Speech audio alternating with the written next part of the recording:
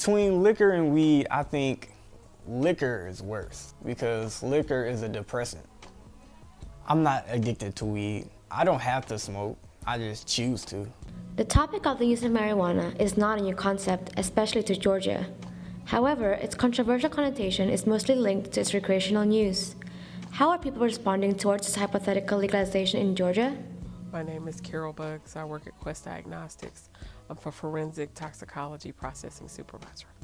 Marijuana is one of the most positive drugs that we have. It's probably 60% of the samples that we have. The legalization of marijuana will affect the job market in Georgia tremendously. Georgia has a huge market in the DOT industry, trucking, airlines. We've got the largest airlines in the world here, so it's going to affect all those industries because most of those people are driving something that's going to affect the public. You know, the truth is, no, people don't use marijuana and then go out and kill someone. They don't use marijuana and go out and do, a lot of violent crimes or anything like that.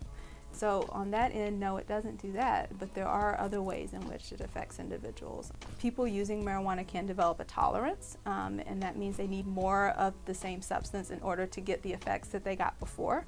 So there have been people who, over time, increase the amount of substance that they're using, which can cause some negative effects. Even if you know your friend that gave it to you, you don't know who produced it. You don't know what's in it, and people put a lot of different chemicals in that. And they're not sitting there measuring it out specifically. They're putting in whatever they decide they're going to put into it, and those chemicals react differently with each other. So you never know what you're getting when you're smoking marijuana.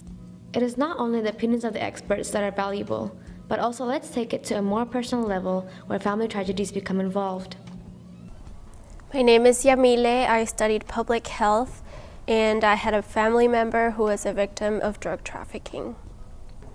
So he was kidnapped one morning, and then he didn't return home, so the police started investigating, and then they found him 3 days later.